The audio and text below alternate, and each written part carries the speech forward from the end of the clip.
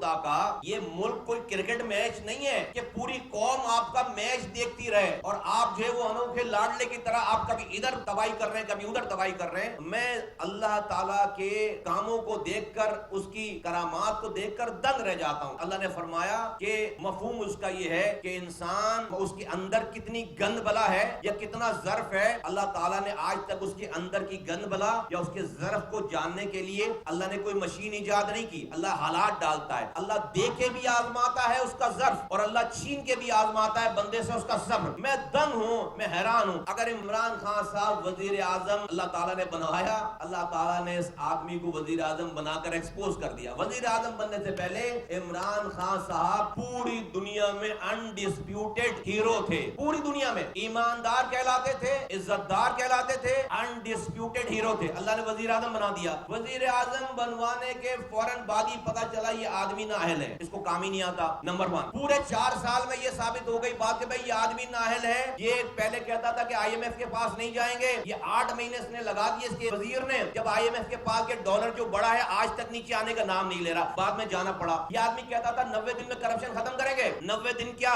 4 سال گزرے, کرپشن کم کیا ہوتی, کرپشن جو ہے وہ بڑھ گئی. یہ آدمی کہتا تھا 200 ارب ڈالر لا کر منہ پر ماریں گے, 100 ارب ڈالر آئی ایم ایف کے اور 100 ارب ڈالر سے پاکستان کو ترقی دیں گے. 1 ڈالر نہیں آیا باہر سے. یہ آدمی کہتا تھا کہ 50 لاکھ گھر بنائیں گے, 1 کروڑ نوکریاں دیں گے. 1 کروڑ سے زیادہ لوگ بے روزگار ہو گئے, 50 لاکھ سے زیادہ لوگ بے گھر ہو گئے. کچھ بھی نہیں ہوا. بلوچستان میں ٹیررزم بڑھ گیا, بلوچستان میں حالات اور خراب ہو گئے. کوئی بھی چیز, یہ آدمی کہتا تھا اسٹنٹڈ گروتھ ہے 43%. جہاں پر بچہ پیدا ہوتا ہے اس کا دماغ نہیں بڑھتا, اس کی باڈی بڑھتی ہے خوراک کی کمی کی وجہ سے. یہ اس کو پورا کریں گے. یہ کہتے تھے کہ 2.5 کروڑ بچے پاکستان میں اسکول نہیں جا رہے جن کی عمر اسکول جانے کی ہے. یہ کہتے تھے کہ جو ہے وہ اس کو ہم صحیح کریں گے.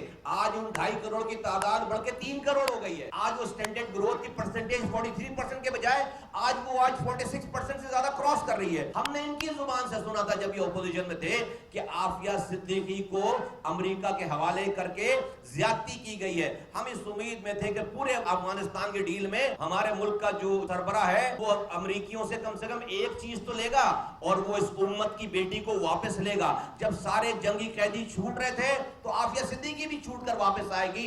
امریکہ کے ہزاروں قیدی چھوڑ دیے گئے, طالبان کے ہزاروں قیدی چھوڑ دیے گئے, نہیں چھوٹی تو عافیہ صدیقی نہیں چھوٹی. اس وقت غصہ نہیں آیا امریکہ کے اوپر. ڈونلڈ ٹرمپ سے آپ جو اپنی دوستی کا آپ جو ہے وہ بینگے بجا رہے تھے, واپسی پہ آپ کہتے ہیں ورلڈ کپ جیت کر آئے ہیں, تو ڈونلڈ ٹرمپ سے مانگا عافیہ صدیقی کو. آپ بڑے امت مسلمہ کے چیمپئن بن رہے ہیں, امت کی وہ بیٹی ہے, کیا وہ سارے طالبان سے زیادہ بڑی دہشت گرد ہے بقول آپ کے؟ کیا وہ امریکیوں سے زیادہ معتبر ہے؟ جب امریکی چھوٹ سکتے ہیں قیدی, جب سارے طالبان چھوٹ سکتے ہیں, تو کیا ایک عافیہ صدیقی نہیں چھوٹ سکتی؟ اس بات پہ لڑائی کرتے نا امریکہ سے, مصطفیٰ کمال تمہارے ساتھ کھڑا ہوتا. اس بات پہ امریکہ کو کہتے کہ اس نے سازش کی ہے, اڑی کر لیتے اس والی بات پر. آپ ایک عافیہ صدیقی کو نہیں لے سکے. آپ امریکہ کے خلاف آج جہاد کرا رہے ہو, یہ معصوم بچوں کو لے کر اپنے لیے آپ ہیومن شیلڈ کے طور پر استعمال کر رہے ہو ان کو.